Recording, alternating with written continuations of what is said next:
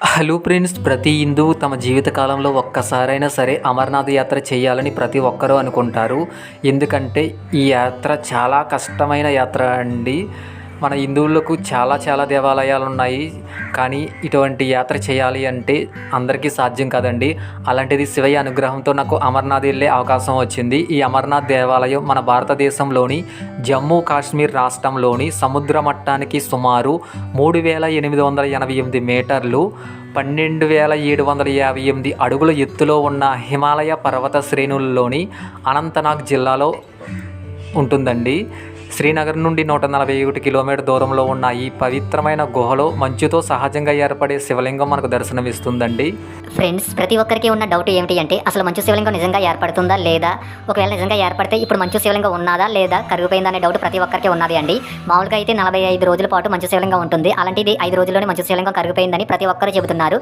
ఇప్పుడు నేనైతే మంచు శివలింగ దర్శనానికి వెళ్తున్నాను. అక్కడ నిజంగా మంచు శివలింగం ఉన్నదో లేదో మీకు తెలియజేస్తాను అండి. ఫ్రెండ్స్, అమర్నాథ్ గుహలోని పవిత్రమైన మంచు శివలింగం ఈ ఏడాది యాత్ర ప్రారంభమైన కొద్ది రోజుల్లోనే పూర్తిగా కరిగిపోయిందండి. జూలై 3న వార్షిక యాత్ర ప్రారంభం కాగా కేవలం 6 రోజుల్లోనే మంచు శివలింగం 90% కరిగిపోయి దాదాపు కనుమరుగైపోయిందండి.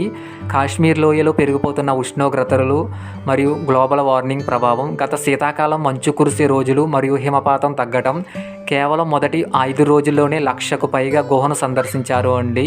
వారి శరీరం నుండి వెలువడే బాడీ వేడి గుహలోని సూక్ష్మ వాతావరణాన్ని దెబ్బతీసింది.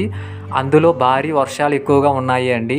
గుహ పరిసరాల్లో ఏర్పాటు చేసిన తాత్కాలిక వసతులు, జనరేటర్లు, కమ్యూనిటీ కిచెన్లు, లంగర్లు మరియు లైటింగ్ అక్కడ స్థానికంగా వేడి ఎక్కువైందండి. మంచు శివలింగం కరిగిపోయినప్పటికీ అమర్నాథ్ యాత్ర నిలిపివేయలేదు.